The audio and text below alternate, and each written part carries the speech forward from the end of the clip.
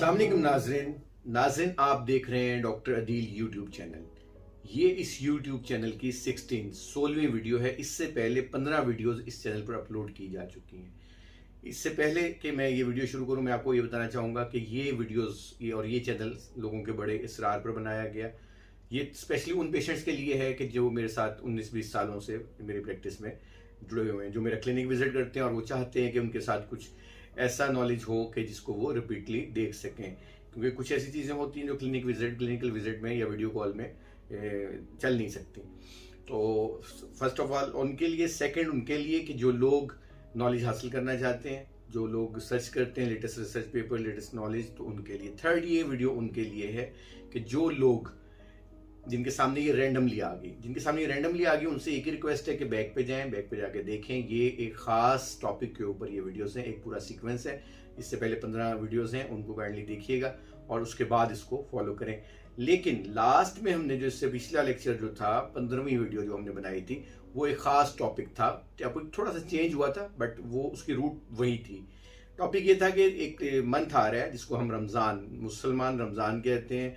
अच्छा, ये हर होली बुक जहाँ पे भी आई है, जो भी अंबिया, जो भी मैसेंजर ऑफ गॉड आए हैं, जो भी इस तरह के स्पिरिचुअल मज़ाहिब आए हैं, तमाम में फास्टिंग को बहुत ज़्यादा तवज्जो का मरकज़ बनाया गया, फ़र्ज़ किया गया रोज़े।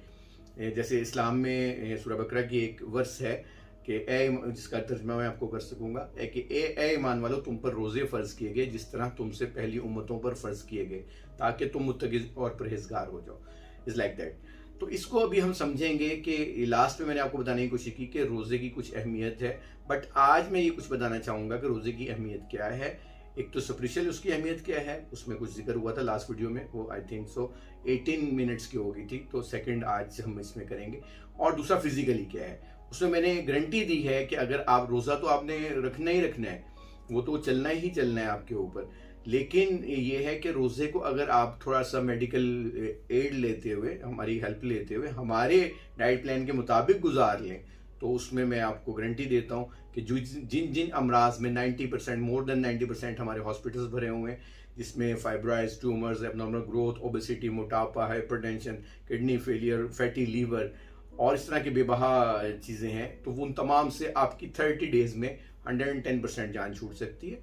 इस चीज़ को अपने दिन में रखिएगा। और सेकंड ये कि जान छूटेगी 1 माह में और पूरे 11 माह का असर रहेगा। और उसमें लास्ट में आपको बताया था कि एक चीज़ है, ऑटो एक्टिव हमारा हो जाती है बॉडी का सिस्टम, ऑटोफेजी क्या करती है कि जब आपको ग्लूकोज बाहर से नहीं मिला तो और आपने फास्ट रखा, फास्ट वाटर फास्ट नहीं कह रहा हूँ, या ड्राई फास्ट की बात हो रही है, तो आपने जब वो फास्ट में आप चले गए तो बॉडी को अपनी एनर्जी और अपने काम करने के लिए जो एनर्जी जो रिक्वायर्ड थी वो उसने कहाँ से हासिल करनी, उसने सबसे पहले अपना फैट बर्न करना शुरू कर दिया। ऑटोमेटिक आपकी बॉडी फैट बर्न करने की वजह से कीटोसिस का अमल शुरू हुआ। फर्स्ट 7 डेज के बाद वो कीटोन्स बना के कीटोसिस पे चली गई। तो जो हम चाहते हैं, जो हम सबको बताते हैं कि हाई ऑक्टेन पेट्रोल, वो आपका कीटोन्स ही है।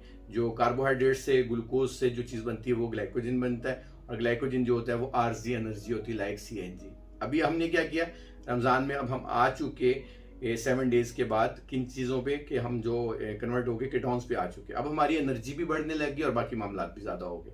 अब हमने यहाँ पे समझना है कि लेकिन हमारे जैसे मेरे तमाम फॉलोअर्स, यहाँ पे मैं बता देना ज़रूरी समझता हूँ, फॉलोअर ना बने, सब्सक्राइबर ना बने, रिक्वेस्ट है आपसे। ये ज़िंदगी और मौत का मामला है, आपकी सेहत का मामला है। आपको स्टूडेंट बनना है, मेरा स्टूडेंट ना बने, साइंस का स्टूडेंट बने। इस चैनल पे जितनी बातें की जाती हैं वो लेटेस्ट स्टडीज से रेलेवेंट होती हैं, जिनको हम लोग लेटेस्ट समझ रहे हैं। हालांकि वो उनको भी डॉक्टर जेरार्ड जब आए 90s के बाद, उन्होंने इस पर काफ़ी काम किया। अभी लेटेस्ट स्टडीज़ जो हैं डॉक्टर एरिक बर्ग कैनबेरी, doctor Jason Fung, doctor Sten Ekberg हैं, तो और बहुत बेबहा लोग इस पे काम कर रहे हैं और उसके बड़े रिजल्ट्स हैं। मेरे पास आपको इस चैनल पे आपको जो चीज़ मिलेगी उसमें सबसे ज़्यादा फायदा ये होगा कि लोगों का जो नॉलेज जो या यूट्यूब जिस चीज़ से भरी हुई है, तो वो उनकी अपनी रिसर्च तो है नहीं, तो कॉपी की हुई है, कॉपी करके ट्रांसलेट हुई है। बट बहुत अच्छा काम कर रहे हैं मेरे, बहुत ज़्यादा मैं अपना मेंटोर मानता हूँ तमाम लोगों को। लेकिन सीखने को जहाँ से भी मिले, क्योंकि यही कहा गया कि अगर आपको कहीं से कुछ भी सीखने को मिला तो आप वो आपका उस्ताद ठहरा। बट यहाँ समझाने का मतलब ये है कि अगर आपको लेटेस्ट स्टडीज़ मिल रही हैं वो ट्रांसलेटेड हैं, बट ऑन माई चैनल, इस चैनल पर आपको जो स्टडीज़ मिलेंगी वो मेरी क्लिनिकल प्रैक्टिस है। 19-20 साल की मेरी क्लिनिकल प्रैक्टिस है। इसमें हमारे पास ब्लड प्रेशर के मरीज खत्म हो गए, बिल्कुल उनका ब्लड प्रेशर नॉर्मल हो चुका। फाइब्रॉइड्स ट्यूमर्स वाली लेडीज और ओवेरियन सिस्ट है जिनके मेंस्ट्रुअल पीरियड्स बिल्कुल खत्म हो चुके हैं, मेनोपॉज पे जा चुके थे यंग एज में, अब उनके जो वो दोबारा वो साहिब औलाद हो चुके हैं। इसमें बताने एक और चीज़ चाहेंगे कि सेकंड टाइप 2 डायबिटीज़ के तमाम लोग अपनी इंसुलिन छोड़ चुके हैं और बिल्कुल जो मेरे पास वो पेशेंट में मौजूद हैं जो कि बिल्कुल नॉर्मल हो चुके हैं और यहाँ फाइल्स भरी हुई। CKD क्रॉनिक किडनी डिजीज में जो लोग फंसे हुए थे 4th स्टेज के लास्ट एंड स्टेज पे जाने से पहले, वहाँ तक अगर गए हुए तो वो वापस आ जाते हैं। बड़े प्यारे रिजल्ट्स हैं, बहुत ज़बरदस्त रिजल्ट्स हैं। अगर हम इसे देखेंगे दिनों डेज विद इन डेज ये तमाम चीज़ें हो रही हैं। ये कोलेस्ट्रॉल वगैरह जिनका बढ़ रहा था, लीवर फैटी हुआ होता जिसकी वजह से, इवन कॉर्नरी आर्टरी ब्लॉकेज वाले वो लोग जो 8-10 कदम नहीं चल सकते थे और उन्हें चेस्ट पेन आया करता था, अभी वो 88 स्टेयर्स चढ़ते हैं और उतरते हैं। इस डाइट प्लान पे आपको आना होगा। बट अभी यहाँ से बात वहीं से शुरू करते हैं जो लास्ट वीडियो से थी। एक चीज यहाँ पे आपको देखनी होगी कि क्या हम वो रोजा या वो फास्ट वैसे कर रहे हैं जैसे हमें करना चाहिए था। हम ही चाहते हैं कि इस एक माह का असर हमारे आने वाले 11 माह पे रहे, यानी कि 1 मंथ का असर हमारे 11 मंथ्स पे रहे। तो लेकिन यहाँ क्या हो रहा है कि एक शख्स का वेट 80 है, तो आफ्टर 30 डेज इन रमज़ान और फास्टिंग में उसका वेट मेरे हिसाब से, तो अगर वो BMI से अप है तो उसको वापस आ जाना चाहिए 60s में विद इन 30 डेज। बट यहाँ पे क्या हो रहा है, यहाँ पे उन लोगों का, उन अहबाब का जो वेट है वो 80 है तो वो 83, 84, 85 वो रेज कर रहे हैं। उसकी वजह क्या है? देखें, अभी दोबारा मैं आपको इस चीज़ की गारंटी देता हूँ कि अगर आपने रोज़ा तो आपने रखना ही रखना है। रिलीजियस पॉइंट ऑफ व्यू से, स्पिरिचुअल पॉइंट ऑफ व्यू से, लास्ट में आपको बताया कि रोज़ा रखते ही, फास्टिंग करते ही आपकी spiritual eyes, spiritual energy, spiritual जो ऊर्जा है वो तमाम आपकी एक्टिव हो चुकी होती है। बट यहाँ पे क्या किया जा रहा है कि रोज़ा जिस तरह हमें रखना चाहिए उस तरह हम नहीं रख रहे और जिस तरह हमें खोलना चाहिए उस तरह हम नहीं खोल रहे। मीन्स के फास्ट और ब्रेकफास्ट दोनों में हमारी थोड़ी सी गड़बड़ चल रही है। उसमें होगा क्या कि अगर हम डाइट प्लान की तरफ आए तो अभी आप इस बात को समझें। सबसे पहले रोज़ा रखने का तरीका अगर हम देखें तो हमारे यहाँ क्या है कि सुबह नाश्ते में पराठा, जो जिसे हम रोटी कहते हैं, रोटी वो 1 या 2 पराठे चलते हैं, मीठी दही होती है, योगर्ट जिसको हम कहते हैं, चाय मीठी उसके बाद यूज़ की जा रही होती है, और उसके साथ कोई भी जो दाल का सालन बना हुआ है, मिलेट्स हो गए, जो भी इस तरह की जो भी चीज़ें हैं या वेजिटेबल है, वो तमाम की तमाम सुबह के टाइम पे यूज़ हो रही होती है। तो उसके बाद अफ्तार के टाइम पे क्या होता है, अफ्तार के टाइम पे जो है कोई ना कोई जो हमारे मीठा शरबत मशरूब बनता है वो मशरूब ज़रूर लिया जा रहा होता है। उसके बाद फ्रूट चाट ली जा रही होती है, चीनी डाल के मीठा किया होता है, पकौड़े समोसे होते हैं, और उसके बाद इस तरह की बेबात चीज़ें होती हैं जो उसके बाद हमारी यूज़ हो रही होती हैं। लेकिन अफ्तार में अगर हम गौर करें तो मीठे का इंटेक बेबहा, कार्ब का इंटेक बेबहा। आपको ये समझाया गया था कि सिर्फ 3 ही चीज़ें हैं जो कि हम खाने में यूज़ कर सकते हैं। पहली चीज़ है कार्ब, दूसरी चीज़ है प्रोटीन और तीसरी चीज़ है फैट। इन तीनों को मिला के ही हर चीज़ बनती है। हमारे डाइट प्लान में जो दी गई चीज़ें हैं वो इन तीनों में से जो 70% हमने, अगर आप प्योरली आप शुगर के पेशेंट हैं, इंसुलिन वगैरह लगाते हैं और वो छोड़ना चाहते हैं, तो आपको 70% फैट पे आना होगा। और सेकंड जो चीज़ है वो आपकी प्रोटीन है। प्रोटीन जो 20 to 25% आपको आना होगा अगर उस डाइट प्लान पे, और कार्बोहाइड्रेट्स ओनली 5% आना होगा।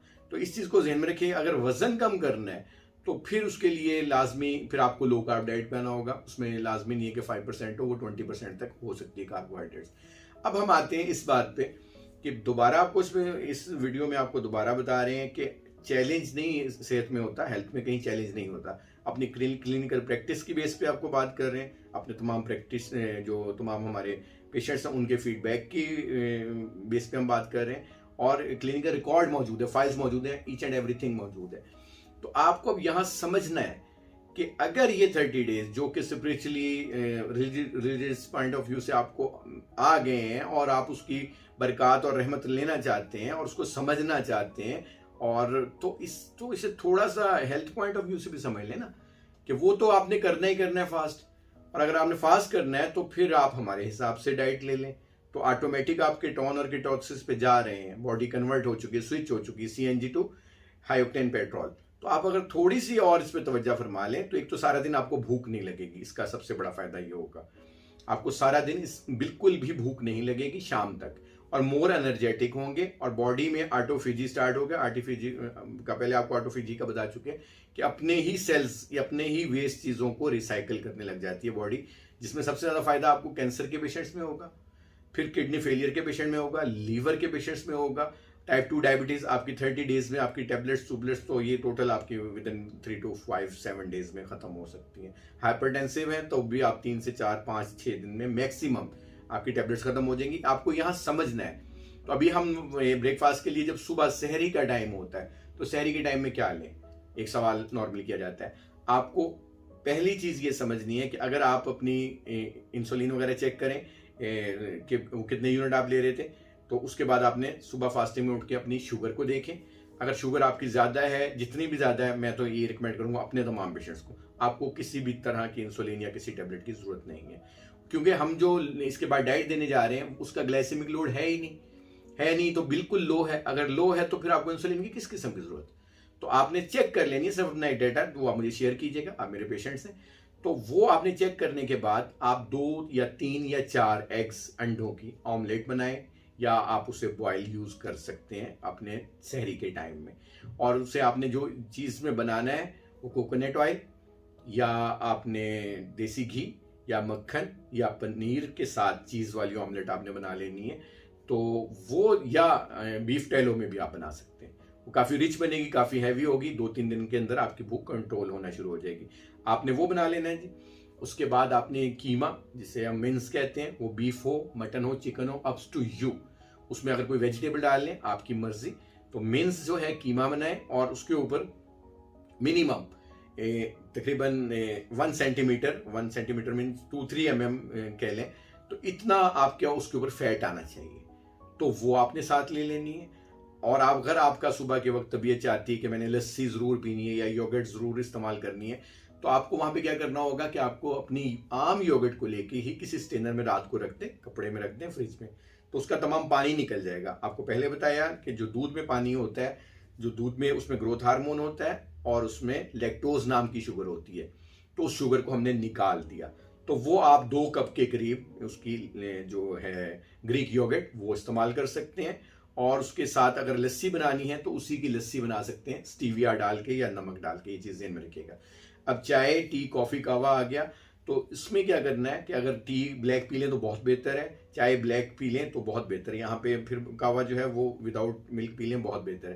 यहाँ पे फिर बता दें, जो ये तमाम चीज़ें चाय, टी, कॉफ़ी होती है कि अगर खाने के 1 घंटे के अंदर अंदर आप उसे इस्तेमाल कर लेंगे, तो जो आपने मिनरल्स और विटामिन्स जो लिए हैं, न्यूट्रिएंट्स जो भी लिए हैं अपनी खुराक से, तो 73%, क्योंकि ये डायरेटिक चीज़ें पेशाब आवर हैं, जो आपने खाया है, तो ये तमाम चीज़ों की एनर्जी आपकी बॉडी में जाने के बजाय वो यूरिन के रास्ते, पेशाब के रास्ते वो खारिज होगी। तो मीन्स कि आपने 100 रुपीज़ का अर्न किया, 73 रुपीज़ को आपने ड्रेन आउट कर दिया, 17 रुपीज़ ओनली आपके पास रह गए। तो इसे देखिएगा कि आपको सहरी ज़रा पहले करनी है अगर चाय और कॉफ़ी आपने लेनी है। अदरवाइज आपने अगर लस्सी वगैरह लेनी है तो आप उसके बाद ले सकते हैं। सुबह नट्स आप यूज़ कर सकते हैं, ड्राई फ्रूट नहीं करना। नट्स और ड्राई फ्रूट में ज़मीन आसमान का फ़र्क होता है। जो काजू है, नट है, हमारे पास बादाम है, नट है, पिस्ता है, नट है, वॉलनट, इसे अखरोट कहते हैं, वो नट्स हैं। चलगोज़ा है, पीनट्स हैं, ये नट्स हैं। खोपरा भी हमें इसी उस फॉर्म में आता है। अब ड्राई फ्रूट्स क्या होते हैं? खुबानी ड्राई फ्रूट है, एप्रिकॉट उतार के ड्राई की जाती है, आप नहीं ले सकते। अंजीर फिक्स आप उतार के उसे इस्तेमाल करते हैं, वो आप नहीं लिए जा सकते। रेजन्स जिनको हम कहते हैं, किशमिश, वो ग्रेप्स से बनती है, तो वो आप नहीं ले सकते। तो वो ड्राई फ्रूट भी आप ऐड कर सकते हैं। एक और चीज़, अगर आपके दांतों का मसला है, आपकी एज ज़्यादा है, तो आप स्मूदी बनाएं। स्मूदी बनाने का तरीका आपको बता देते हैं कि सबसे पहले आपने ग्रीक योगर्ट ले लेनी है, थोड़ी सी मिल्क की क्रीम ले लें, बालाई जिसको आप कहते हैं, वो आप इस्तेमाल करें। तमाम जो भी आपके पास वेजिटेबल्स हैं जो आप फ्रेश यूज़ कर सकते हैं, इसमें फ्रूट नहीं शामिल।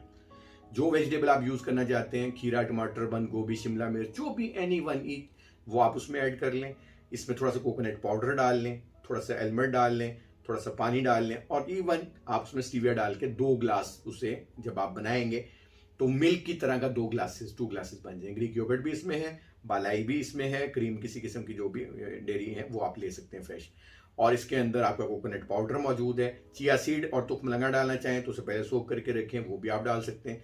और उसके अंदर लास्ट में आप क्रश करके खोपरा तो आ गया, एलमंड डालें, जो चीज़ भी आप पिस्ता डाल सकते हैं, 2-3 काजू डाल सकते हैं, तो बड़ा हैवी और बड़ा रिच किस्म का मिल्क की जो आपकी क्रेविंग है या वो भी ये पूरा करेगी। ये आपके हेयर, नेल, आइज और स्किन और बोन के लिए बहुत ज़बरदस्त चीज़ है, क्योंकि इसमें सोडियम तो आप पहले ले चुके, पोटेशियम, मैग्नीशियम, जिंक, कॉपर और ये तमाम चीज़ें जो कि इलेक्ट्रोलाइट्स हैं हमारी, वो यूज़ हो जाएंगी, वो आपको आपकी बेस बन जाएगी। अब अगर आपने इस तरह का रिच नाश्ता सुबह का कर लिया, जिसको हम सहरी कहते हैं, तो बिलीव कीजिएगा विद इन 4-5 डेज आपकी भूख बिल्कुल कम हो जाएगी और इवन मोर एनर्जेटिक होंगे आप और मोर फ्रेश होंगे। एंटी एजिंग है, आपकी एज वापस की तरफ आएगी। सारा दिन आपने 12-13 घंटे की फास्टिंग की, क्योंकि ये आई थिंक सो अप्रैल के रोजे आ रहे हैं, ये 12 घंटे के 13 घंटे के होंगे, आवर्स के होंगे, तो वो आपके सारे दिन की फास्ट रहेगी। और आपको शाम में भी अफ्तार की जरूरत के जैसे होती है ना, एक बहुत इंतजार होता है, विद इन 4-5 डेज उसका इंतजार भी खत्म हो जाएगा। लेकिन अगर आप अपनी नॉर्मल डाइट पे, रोटी वगैरह पे, पराठों पे रहे, तो फिर पॉसिबल नहीं है। पराठा के साथ पॉसिबल नहीं है, इवन वो बढ़ता जाएगा, फर्स्ट डे 1 होगा, फिर 1 से दूसरे इसमें बढ़ता जाता है।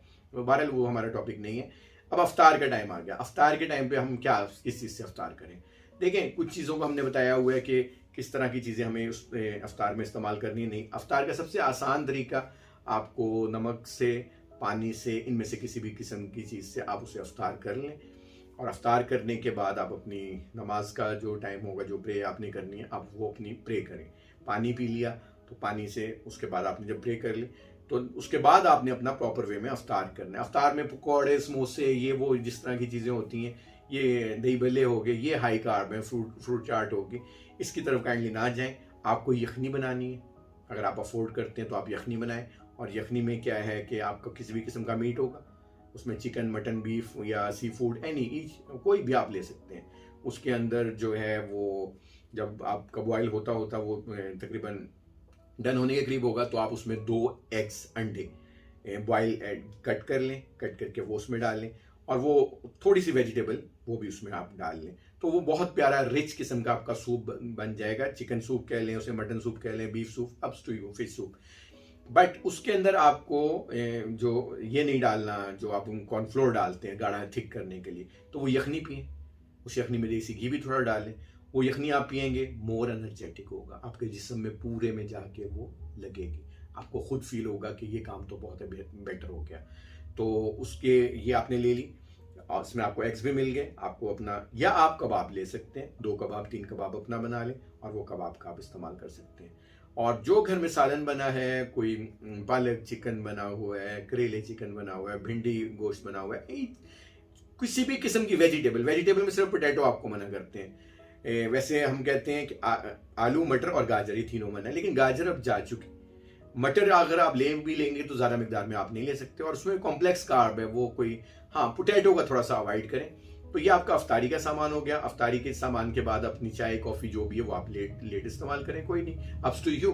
तो लेकिन अगर आपने डिनर का आपका प्लान बन गया, आई थिंक सो इसके बाद डिनर का प्लान नहीं हो सकता, लेकिन अगर डिनर का प्लान आपका हो गया, तो देखें कि आपको जो भी चीज़ अफोर्ड होती है, जो चीज़ आपको सस्ते में बनती है, लो कार्ब में हो और हाई फैट में हो और हाई प्रोटीन में हो, मॉडरेट प्रोटीन में हो, तो अगर आप इस पे रहेंगे तो हमारे डाइट प्लान पे रहेंगे, ऑटोमेटिक आपको रोज़े ने, फास्टिंग ने कन्वर्ट कर दिया इस चीज़ पे।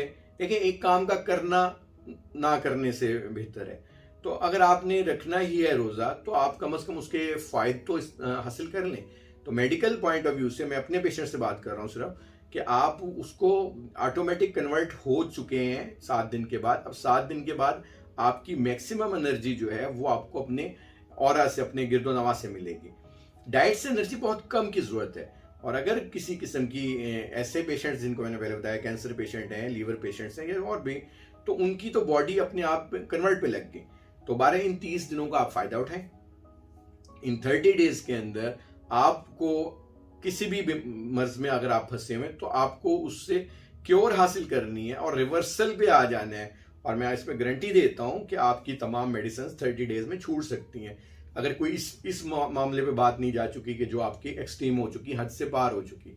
बट हमारे पास बहुत अच्छे रिजल्ट्स हैं जी, वेरी सिंपल, हमारे पास बहुत अच्छे रिजल्ट्स हैं। मोस्टली प्रॉब्लम क्या आता है, खाना ज्यादा खाने से, कार्बोहाइड्रेट ज्यादा खाने से तो आपकी शुगर ज्यादा होगी। जब शुगर ज्यादा होगी तो इंसुलिन भी ज्यादा बनेगा।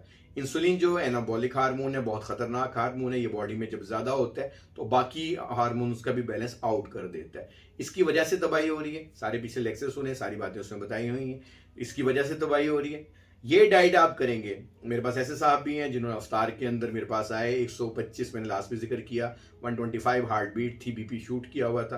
पूछा क्या खाया, उन्होंने कहा जी मैंने तो ऐसा कुछ भी नहीं खाया। मैंने पूछा क्या खाया, उन्होंने कहा जी बस वो 5 ग्लासेस मैंने वो ना एक ड्रिंक के लिए थे, जो मीठा होता है, लाल रंग का होता है, हमारे यहाँ पे बड़ा रूह को ताजगी देता है। लास्ट लेक्चर्स में भी मैंने उसका जिक्र किया है। तो वो 5 ग्लास उसने शरबत के पिए। तो उसके बाद 125 नर्व्स उनकी पल्स थी और उसके बाद उनका ब्लड प्रेशर रेज हो चुका था। नेक्स्ट डे मैंने उनसे बताया कि अफ्तार में आपने 2 अंडे और उसके बाद कुछ कबाब और कुछ चीज़ें इस तरह की इस्तेमाल करनी है। तो यखनी थी आई थिंक, ऐसे कुछ था। तो वो उन्होंने इस्तेमाल किया तो उनकी हार्ट बीट 74 थी और ब्लड प्रेशर बिल्कुल नॉर्मल था। अगर आपके जहन में हो कि अंडे ब्लड प्रेशर बढ़ाते हैं, नहीं बढ़ाते। अगर आपके जहन में वो फैट वजन बढ़ाता है, बल्कि वजन कम करता है। जो ये सारा झगड़ा है, सारा मैटर है, सारी प्रॉब्लम है, ये है ही इंसुलिन और शुगर के गिर्द घूमती है। तो आपके जहन में अगर ये चीज़ है तो इसे बिल्कुल जहन से निकाल दें। तो इसी तरीके से बेबाहा केसेस हैं जो कि जिन्होंने अफ्तार में अपनी चीज़ों को कम किया। अब एक और साहब थे, उन्होंने उनसे पूछा कि भाई आपने अफ्तार सहर में क्या लेते हैं। तो उन्होंने बताया कि हम सहर में मैं जो लेता था जी, मैं 2 पराठे और उसके बाद कोई सालन जो भी बना होता था, सूप वगैरह जो भी होता था, और उसके साथ मीठी लस्सी और जो भी उनका। तो फिर क्या होता था सवाल, उन्होंने मुझे अपनी स्टोरी बताई। उन्होंने कहा जी मेरा, उनकी जॉब है, वो आउट ऑफ सिटी होते हैं। तो सुबह जब उनकी आंख खुली तो शहर का टाइम खत्म होने में आई थिंक सो 2-3-4 मिनट्स थे। तो कुछ वो बना नहीं सकते थे, कुछ वो लेके नहीं आ सकते थे। तो उन्होंने मुझे हाथ के इशारे से बताया कि इतने मेरे पास अखरोट की वो थे, नट्स निकले हुए। तो मैंने इतने अखरोट जो है वो मैंने हार मुँह खा लिए फास्ट ब्रेकफास्ट जो था उसकी स्टार्टिंग में, सहरी में। तो मैंने उनसे पूछा क्या हुआ। उन्होंने कहा जब मैं 2 पराठे, दही, लस्सी और जो सब्जी या दाल जो भी खाया करता था, तो सारा दिन भूख भी लगती थी और प्यास भी लगती थी। तो मैंने पूछा कि आज आप बताएं कि आपने इतने नट्स जो खा लिए सुबह नाश्ते में, निहार मुँह जो, तो उसमें सहरी में, तो क्या। उन्होंने कहा ना सारा दिन भूख लगी, ना सारा दिन प्यास। खुदारा इस रियलिटी को समझें। भूख जो बढ़ी हुई है वो भी हमारी बगैर वजह के हमने बढ़ाई हुई है। रोज़ा रखना बहुत आसान काम है, रोज़ा कोई मुश्किल नहीं है। जो लोग रोज़े का बहाना करते हैं कि हम बीमार हैं, हाँ आप बीमार हैं, आप चेक करें। अगर आपको कोई प्रॉब्लम आ रहा है तो रोज़ा आपको फास्ट ब्रेक करने की अथॉरिटी है, दी हुई है, आपकी हॉली बुक्स में मौजूद है कि अगर आप बीमार हो रहे हैं। ये कौन होंगे, ये वो होंगे कि जो बहुत ज़्यादा इंसुलिन लगा रहे थे और बहुत ज़्यादा लो नहीं होती शुगर। ये चीज़ ध्यान में रखिएगा। हमारा बैकअप सिस्टम होता है, कार्टिसोल आ जाता है, बाकी सिस्टम 4 सिस्टम है जो लो शुगर में जाके एक्टिव होते हैं। फर्स्ट होगा, सेकंड होगा, थर्ड होगा, और कभी भी आपको डाउन नहीं होने जाता। हाँ कुछ ऐसे लोग होंगे, कोई इक्का दुक्का, कोई 1 लाख लोगों में से एक आध होगा कि जिनका फंक्शन आउट नहीं होगा। और फिर भी आपके पास ऑप्शन होगी कि अपना आप रोजे को तोड़ सकते हैं, फास्ट को ब्रेक कर सकते हैं और उसके बदले में एक रोजा और रख सकते हैं। ये बड़ी कॉमन सी बात है, हर बंदे को पता है। जो आपके उलमा दीन है आप उनसे पूछ सकते हैं।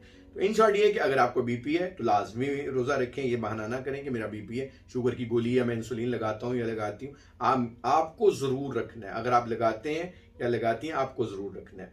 आप मोटे हैं, फैट है, भूख बार बार लगती है, उसको तो जरूर रखना है। बीमार बंदे को तो लाजमी रोजा रखना है, रोजे से फरार ना करें। जो रख रहे हैं वो अपने फैट और प्रोटीन का ज्यादा इस्तेमाल करते हुए रखें रोजा, और अफ्तार में फैट और प्रोटीन इस्तेमाल करें। ये ना हो कि रोजा रख भी लें और जिस्मानी तौर पर सेहत भी ना हो और ज्यादा खराब हो जाए। हमारे यहाँ लोग जो हैं वो खाना ज्यादा, हमारे पास कुछ ऐसे लोग भी हैं जिन्होंने कहा कि जी रोजे स्टार्टिंग में क्योंकि खाने का टाइम नहीं होता सुबह का, तो हम शुरू में थोड़ी सी खाना खाते हैं, रोटी कम खाते हैं या जो भी पराठा कम खाते हैं। एक होता है मैक्सिमम हमारा उस वक्त, लेकिन 38 डेज तक जाते जाते एक से हम जब 2 के करीब जाते हैं तो रोजे खत्म हो जाते हैं। अब आप खुद देखिएगा वो कर क्या रहे हैं अपने साथ ज्यादती, वो अपना कार्ब का इंटेक ज्यादा कर रहे हैं जिसकी वजह से उनकी शुगर बढ़ रही है। शुगर बढ़ रही है तो आपकी इंसुलिन ज्यादा हो रही है, इंसुलिन ज्यादा होगी तो वो आपकी जिस्म की तबाही करेगा। किडनी फेलियर है, रोजा जरूर रखें। टाइप 2 डायबिटीज है, रोजा जरूर रखें। टाइप 1 है, तब भी इंसुलिन के साथ आप रख सकते हैं। हाइपरटेंसिव है तो जरूर रखें। लीवर फेलियर की तरफ जा रहा है या लीवर फैटी है या कुछ इस तरह का प्रॉब्लम है तो आपको जरूर रखें। कैंसर है तो फिर तो 120%, लाजमी परसेंट आपको रोज़े रखने हैं। तो अपनी सेहत का ध्यान रखें, इसको फ़ायदा उठाएं, ये दोबारा नहीं आएगा 1 साल बाद, क्योंकि बाय फोर्स यहाँ पे तो आपको मज़हब ने बाउंड किया है, तो यहाँ तो आप रोज़ा रख ही रहे हैं ना, तो आप फिर हमारी बात भी कुछ मान लें। आपको तमाम बीमारियों से आपकी जान छूट जाएगी, और इस चीज़ की मैं आपको गारंटी देता हूँ। और अगर मेडिसिन या किसी चीज़ से रिलेवेंट कुछ मामलात होंगे तो वो भी आपके 5, 6, 7 दिनों के अंदर ख़त्म हो जाएंगे। बाकी क्वेश्चन आंसरिंग है, अभी टाइम कम होता है, तो आजकल तो क्वेश्चन आंसरिंग आपके सारे लिखे हुए हैं, तो इस पर हम दोबारा बात कर लेंगे। अपना और अपने घर वालों का ख्याल रखिएगा। डॉक्टर अदील को इजाज़त दीजिएगा। अल्लाह हाफिज़।